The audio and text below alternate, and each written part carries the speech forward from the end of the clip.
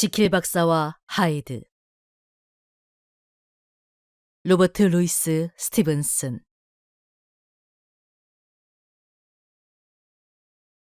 제1장 문의 이야기.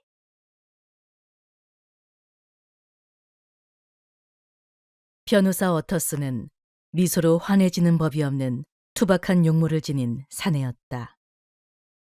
담화에 있어서는 차갑고 인색하며 거북해하였고 감정을 드러내는 데는 소극적이었으며 깡마르고 길쭉하고 무미건조하고 음울하였으나 그럼에도 왠지 모르게 사랑스러운 구석이 있었다.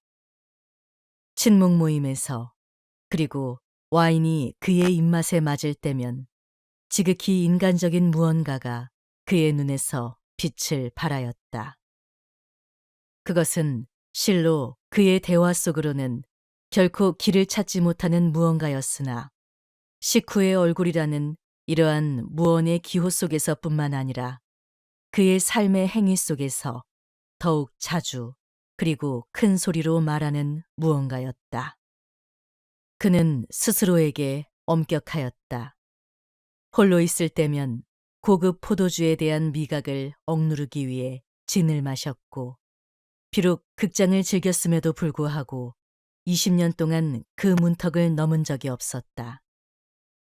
그러나 그는 타인에 대해서는 공인된 관용을 지니고 있었다.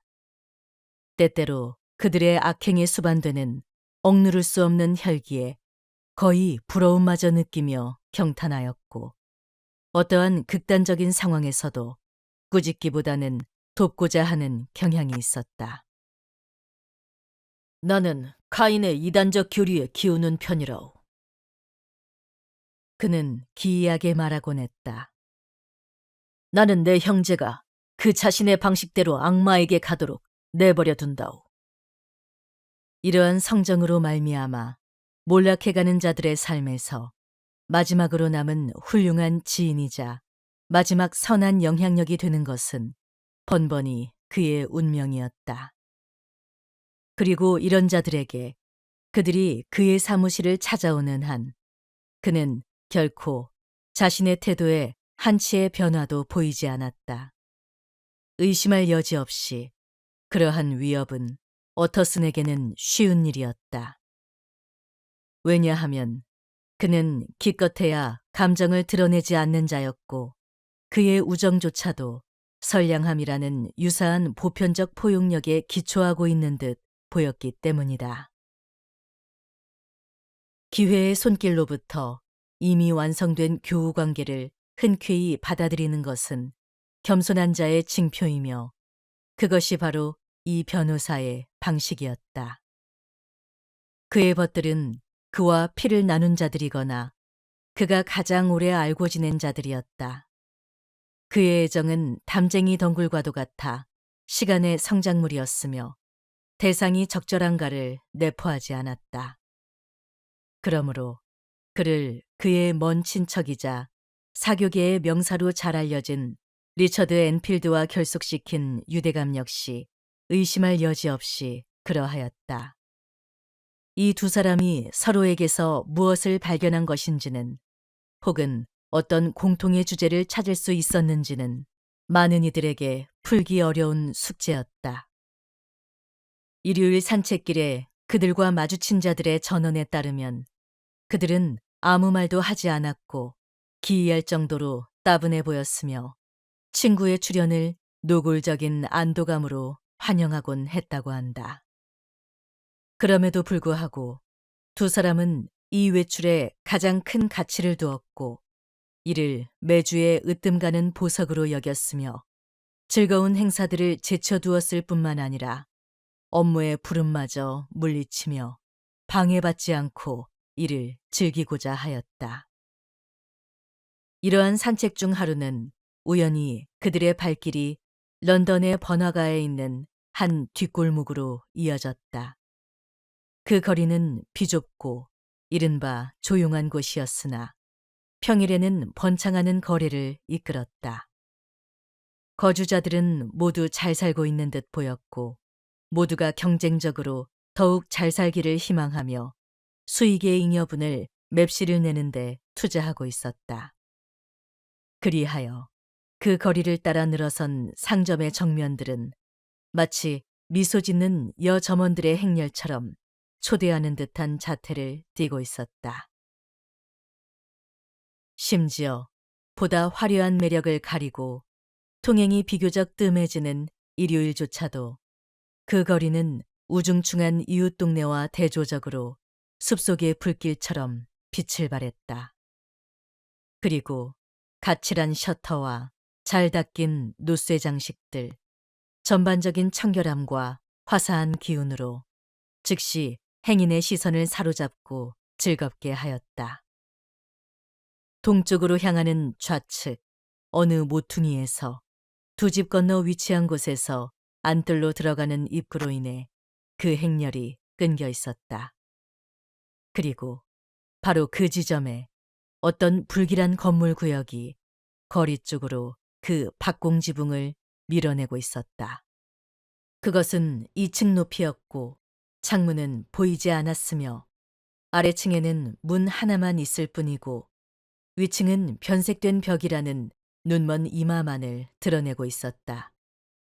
그리고 모든 특징에서 지루하고도 야비한 방치의 흔적을 띠고 있었다.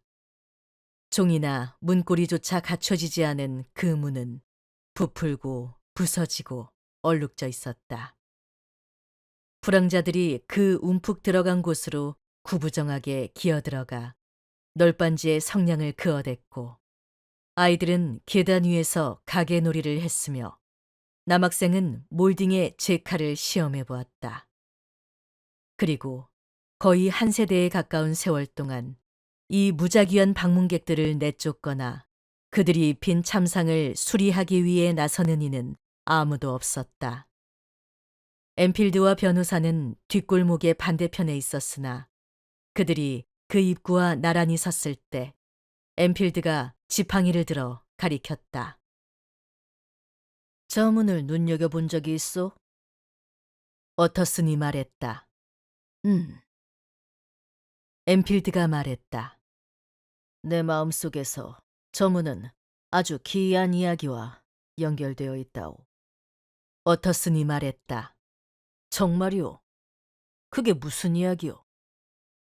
엔필드가 대답했다.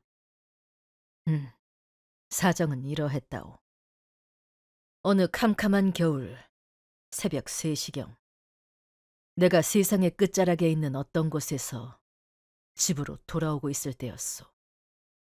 그 길은 말 그대로 가로등 외에는 아무것도 볼 수 없는 도시의 어느 구역을 통과하고 있었지. 거리, 또 거리. 그리고 모든 사람들은 잠들어 있었소. 거리, 또 거리. 마치 행렬을 위해 불을 밝힌 듯 모두 화냈고 또 교회처럼 텅 비어 있었소. 내가 귀를 기울이고 또 기울이다가 경찰관의 모습을 간절히 바라기 시작하는 그런 심리 상태에 이르렀다오. 그때 갑자기 두 개의 형상이 내 눈에 띄었소. 한 명은 젠 걸음으로 동쪽을 향해 성큼성큼 걷고 있는 자그마한 사내였고 또 한 명은 교차로를 따라 전속력으로 달려오고 있는 8살 혹은 10살 남짓되어 보이는 소녀였소.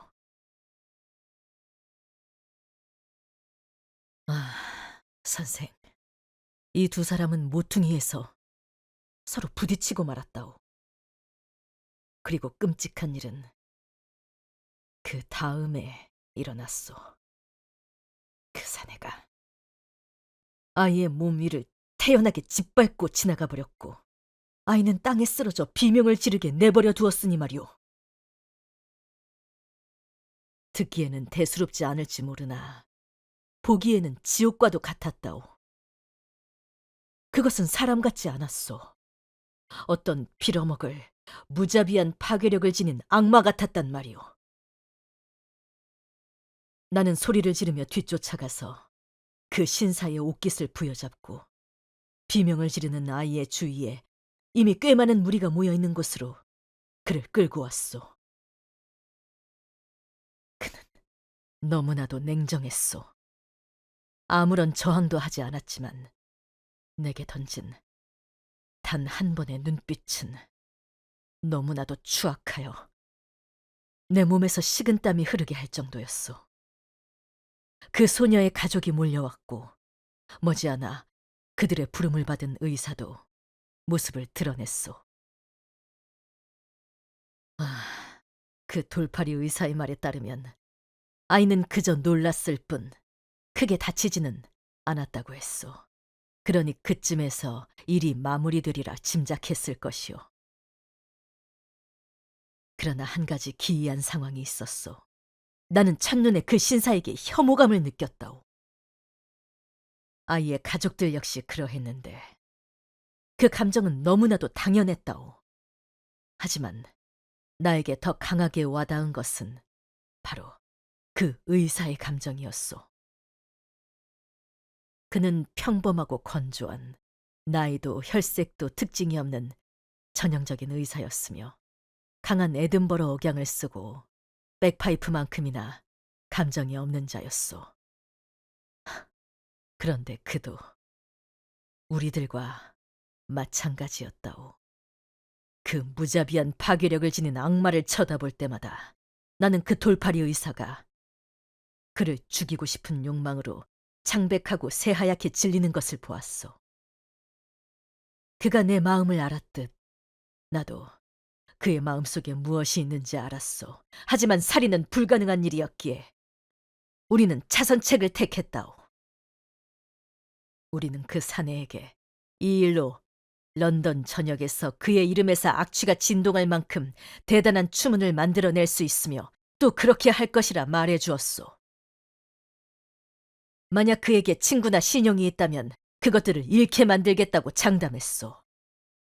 그리고 우리가 그렇게 불같이 몰아붙이는 내내 우리는 탐욕스러운 괴물새처럼 사나워진 여자들을 그에게서 떼어놓기 위해 최선을 다해야만 했소. 나는 그렇게 증오에 찬 얼굴들이 빙 둘러싼 것을 본 적이 없었소. 그리고 그 한가운데에 그 사내가 서 있었는데 일종의 시커멓고 비웃는 듯한 냉정을 유지한 채였소. 그 역시 겁을 먹고 있다는 것을 나는 볼 수 있었으나 정말이지 사탄처럼 그 상황을 지켜보고만 있었단 말이오. 그가 말했소. 당신들이 이 사고를 이용해 돈을 뜯어내려 한다면 나는 당연히 속수무책일 수밖에 없소. 소란을 피하고 싶지 않은 신사는 없으니까 말이오. 그가 덧붙였소. 금액을 대시오.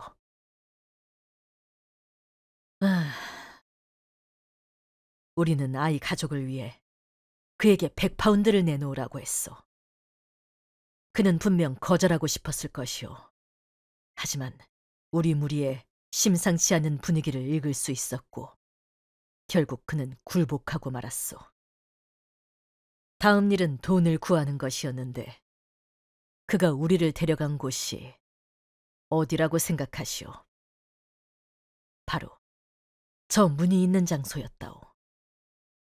그는 열쇠를 휙 꺼내어 안으로 들어갔고 잠시 후 10파운드는 금화로 나머지는 쿠츠 은행을 지급인으로 하여 지참인 출금식으로 발행된 수표를 가지고 돌아왔소. 서명된 이름은 내 이야기의 요점 중 하나이긴 하나 차마 입에 올릴 수 없소. 적어도 매우 잘 알려져 있고 신문에도 자주 오르내리는 이름이었다오. 금액은 막대했지만 그 서명은 만약 그것이 진짜이기만 하다면 그보다 더 큰 금액도 보증할 수 있는 것이었소.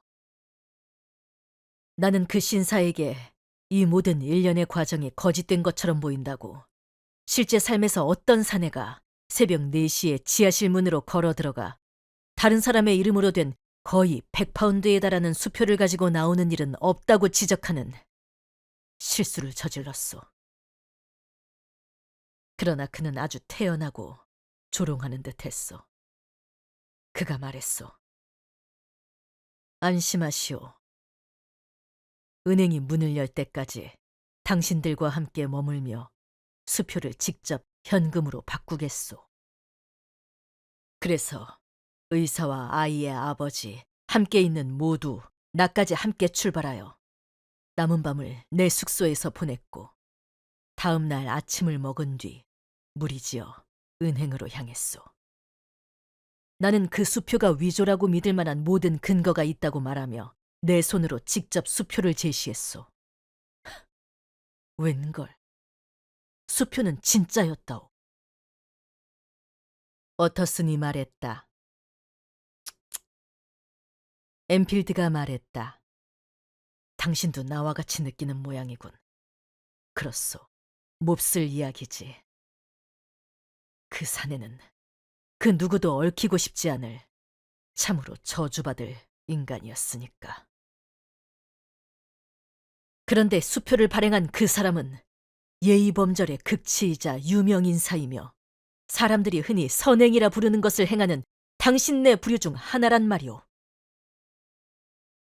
나는 그가 협박을 받았다고 짐작하고 있어.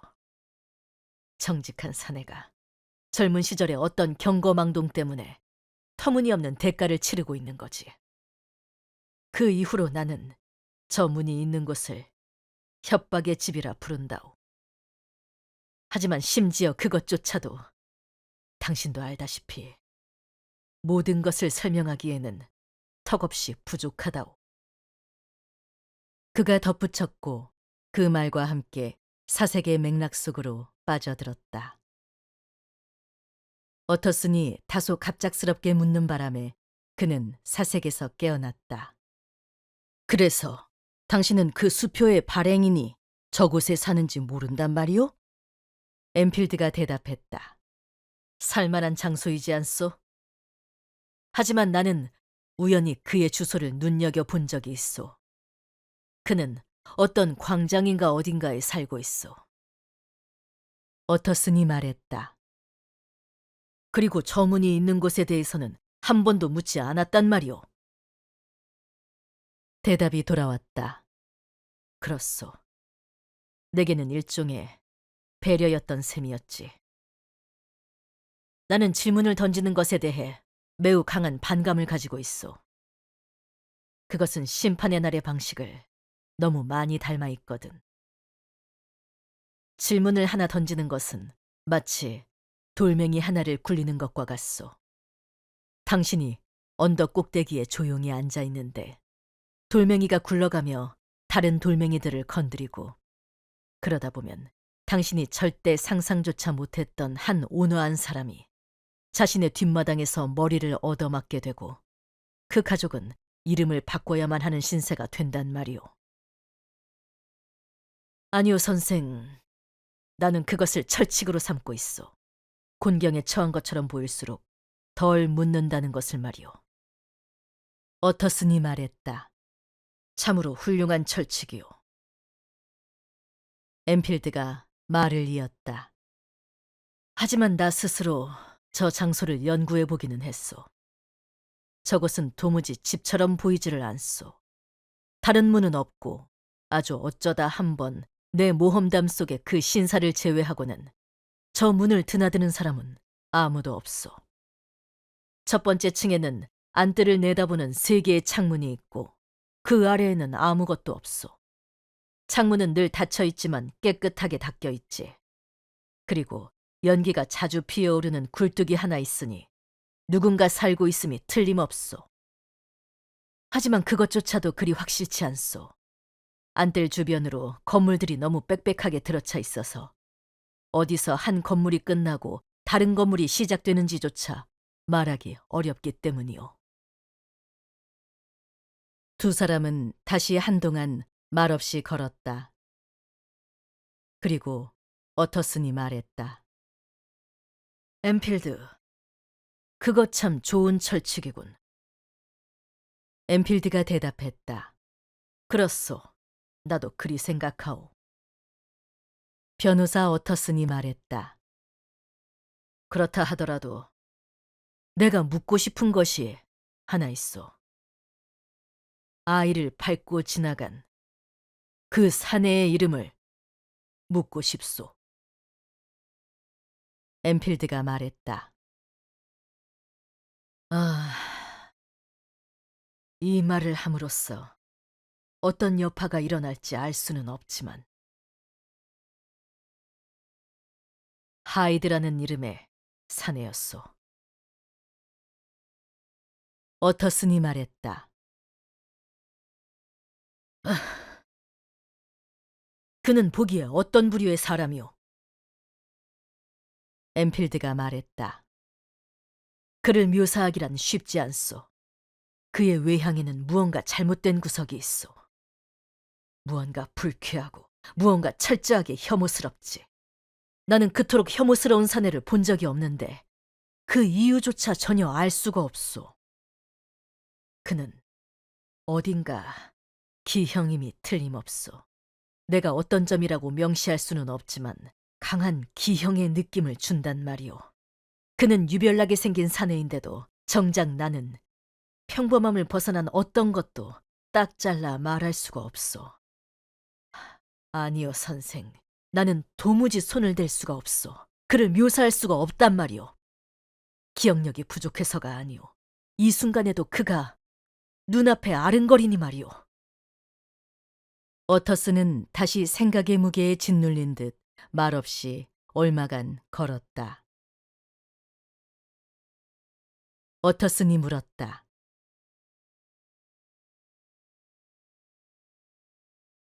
엠필드가 스스로도 놀라며 입을 뗐다. 이보시오, 선생. 어터슨이 말했다. 나도 아오. 이상하게 보일 거란 걸 나도 안다오. 사실 내가 상대방의 이름을 묻지 않는 이유는 이미 그것을 알고 있기 때문이오. 이보시오, 리처드. 당신의 이야기는 전곡을 찔렀소. 만일 당신이 어떤 점에서든 부정확했다면 그것을 정정하는 편이 좋을 거요. 미리 내게 귀띔해 주었을 수도 있었을 텐데. 어터슨이 약간 언짢은 기색을 보이며 대답했다. 엠필드가 말했다. 하지만 나는 당신의 표현대로 현학적일 만큼 정확했다오. 그 사내는 열쇠를 가지고 있었소. 분명히 그는 여전히 열쇠를 가지고 있지. 일주일도 채 지나지 않아 그가 그것을 사용하는 걸 보았으니까.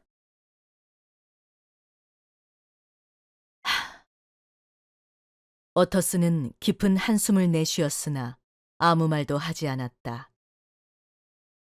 그러자 엠필드가 이내 말을 이었다.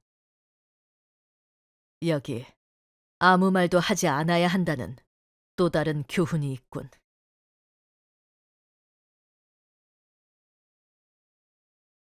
우리 다시는 이 이야기를 꺼내지 않기로 약속합시다. 어터슨이 말했다. 진심으로 동의하오. 그 일에 악수로서 약속하리다, 리처드.